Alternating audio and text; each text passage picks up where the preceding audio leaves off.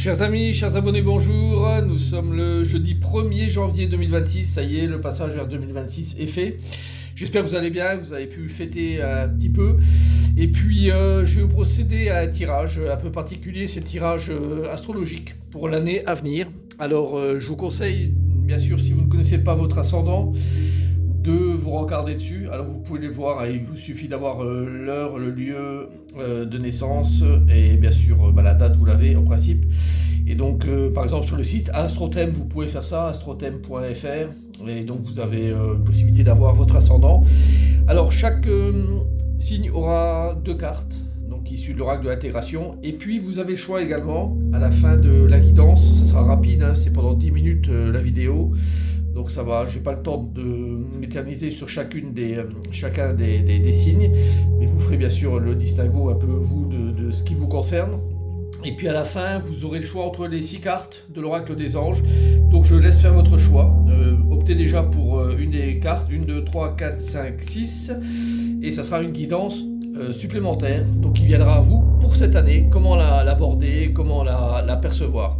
Alors, donc si par exemple vous êtes du signe, je ne sais pas, de la Balance avec ascendant Capricorne, référez-vous aux cartes qui sont associées au signe de la Balance et du Capricorne, et vous aurez un mix de différentes choses. Ça vous parlera pas sur tout, ça parlera pas à tout le monde non plus, ça sera probablement des sujets phares, mais en tout cas qui seront là pour vous aider à y voir un peu plus clair et comment aborder cette année et voir un petit peu peut-être les tendances qui vous attendent durant l'année 2026. Alors, je vais l'habitude veut commencer toujours par le Bélier, finir par le Poisson. Là, je vais le faire au hasard, hein. Je vais le prendre un après l'autre et puis je vais vous faire la guidance. Et c'est parti. On y va pour la carte du Scorpion, c'est à ma droite. Nous avons la carte de la joie et communiquer. Donc super tirage, hein, donc carte très facile, bien à vivre.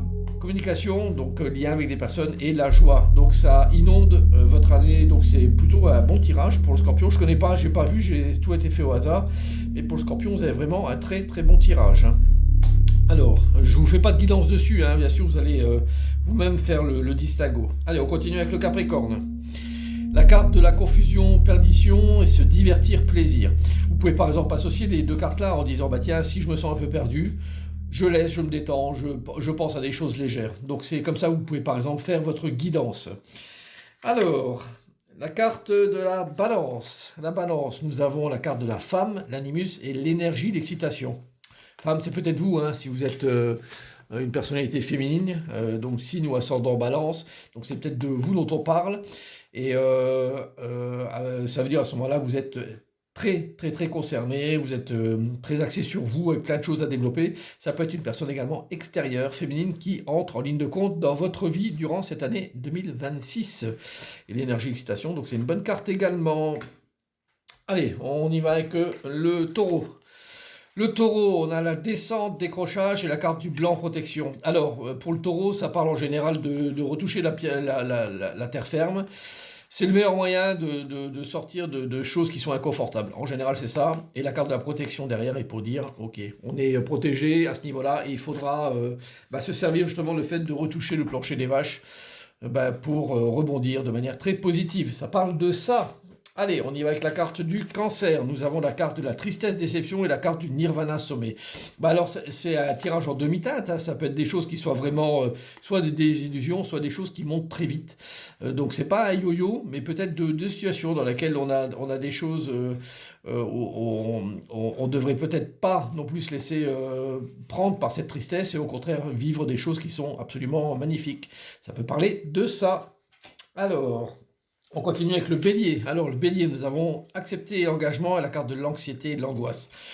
Plus difficile aussi, hein, pour le Bélier, avec cette carte où on demande quand même de valider des choses et de ne pas rester dans l'angoisse, mais de se dire, ok, ce qu'on doit vivre, c'est accepter et ne pas rechigner dessus, ne pas je dirais, faire comme si ça n'existait pas, en fait. Voilà, ça parle un peu de ça. Je vais vite, hein, mais il y a beaucoup de signes, et puis en 10 minutes, je ne peux pas faire non plus beaucoup de choses. Alors, on y va également pour le signe de la Vierge. Nous avons la carte de l'histoire et de l'ascension. C'est un très bon tirage pour la Vierge, avec la carte de l'histoire qui remet sur le tapis 10, 20 ans, 30 ans d'histoire de vie. Et tout ça dans le but de monter et de gravir des marches progressivement et d'aller encore plus loin dans sa vie. Donc c'est excellent tirage pour vous, signe de la Vierge. Alors on continue avec le Sagittaire. Nous avons la carte de se nourrir croissance et la carte du partenariat fédéré. Un très bon tirage qui vous demande de repartir à zéro en général, de renouer au niveau de la sphère affective, et bien sûr on ne repart pas de zéro parce qu'on a de l'expérience avec la carte numéro 1, mais en tout cas on demande de repartir sur de belles bases, de nouvelles bases, et la carte du partenariat, ça fait vraiment écho sur les situations sentimentales, ou en tout cas ça peut être aussi partenariat d'ordre de travail, pour des gens qui ont besoin de s'associer avec d'autres personnes. Ça parle de ça. Donc n'oubliez pas que c'est un tirage pour l'année avec plein de choses donc, qui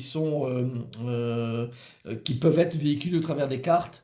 Donc c'est à vous de faire le distinguo un peu de tout ça. Alors le lion, nous avons la carte des hauts et des bas et la carte de l'éthique et croyance. On vous demande de garder le cap, de toute façon, même avec des choses qui peuvent être bousculantes, dérangeantes, même avec la carte des hauts et des bas.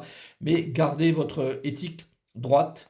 Ne vous laissez pas perturber et chahuter par des choses qui n'en valent pas la peine cette année. Donc c'est plutôt, on reste droit dans ses bottes et on suit son principe de fonctionnement. Alors il nous reste quoi? On a ici le Gémeaux. Le Gémeaux, c'est d'avoir la foi, la prière et d'éliminer purification. Alors on vous demande de garder bien sûr toujours la foi, ça c'est important, même dans des situations périlleuses, et surtout de se dire que les choses vont s'améliorer si on se sépare et on fout au placard ou à l'égout des choses qui ne servent plus à rien. Donc on fait le tri, on fait le ménage Gémeaux, et vous verrez que les choses vont s'améliorer de manière significative cette année. Alors le Poisson, on a la carte de la projection rêvée et la carte de l'erreur pardon. Alors c'est un tirage qui fait mal au cœur en fait, parce que ça réveille des choses, mais on vous demande vraiment de vous projeter vers de nouvelles choses et de vous rendre compte que finalement la vie elle est faite aussi d'erreurs et qu'on a le droit de se pardonner et de pardonner les autres. C'est ainsi qu'il faut le voir. Bon, projetez-vous les poissons, n'ayez pas peur d'aller vers des rêveries, c'est hyper important. Alors, et nous finissons avec, je crois que c'est le dernier signe. Ah non, si, c'est le dernier signe. Avec le Verseau. Alors, le Verseau, nous avons la carte de se privilégier ego et se nettoyer intégrité. Très bon tirage pour vous, où on vous demande vraiment de vous retrouver, de vous concentrer sur vous-même et d'aller vers la meilleure version de vous-même cette année. Donc, c'est excellent. Et n'oubliez pas, signe et ascendant. Alors maintenant, je vais prendre les 6 cartes qui restent, et donc vous avez fait votre choix. Je vais démarrer avec la première carte. Ça, c'est un message des anges qui vient à vous et qui vous donne une guidance supplémentaire, n'oubliez pas. Alors, nous avons la carte de l'enfant. Pour la carte numéro 1, vous aimez beaucoup les enfants et ils répondent volontiers à votre amour. Tous, même votre enfant intérieur, ont besoin d'amour, d'affection et de sollicitude. Nous pouvons ouvrir votre cœur et faire en sorte de vous donner plus de temps et d'énergie pour ceux qui en ont besoin, pour ceux qui ont besoin de vous. La carte de l'enfant, c'est également votre enfant intérieur, n'oubliez pas. Donc c'est vraiment vous de retrouver une âme légère. Et donc si c'est le cas, par exemple vous avez des enfants autour de vous, de les privilégier également et de vous servir d'eux, mais de la bonne manière, pour vous redonner du moral et donner des choses intéressantes dans votre vie. Donc ça parle de ça. Alors la carte numéro 2, nous avons la carte de conseil fiable. Vous avez reçu une merveilleuse idée en réponse à vos prières, elle est authentique et fiable. Vous pouvez la suivre en toute sécurité, sachant que nous serons près de vous à chaque étape de votre projet. Demandez de l'aide et acceptez de recevoir notre soutien pour tout ce dont vous aurez besoin dans la concrétisation de cette idée. On vous demande vraiment d'aller sur quelque chose, de continuer en fait votre projet, de ce que vous faites et de suivre bien sûr les avis qu'on peut vous donner. Alors, l'innocence, superbe carte, une des plus belles du jeu. Ami très cher, tout le monde est innocent en vérité, car personne ne peut altérer la perfection de l'œuvre de Dieu. Confiez-nous vos sentiments de pesanteur pour que nous allégions votre fardeau. Confiez-nous culpabilité, colère et ressentiment, qui voilent la lumière de votre horizon. Appréciez de nouveau la paix du cœur. Superbe carte, la pureté même de cette carte-là.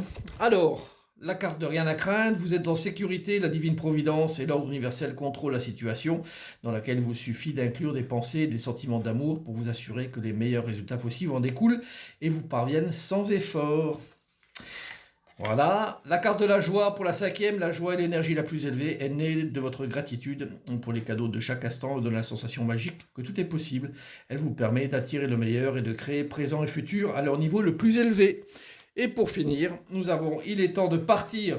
Le soleil se lève et se couche tous les jours, et il en est de même pour les chemins de la vie. Voyez la beauté de chacun de vos crépuscules et sachez que demain, une nouvelle aube se lèvera à la fin d'une situation n'est que le début d'une autre. Et nous sommes à vos côtés pour traverser toutes les phases de cycle de votre vie. À bientôt, bonne année!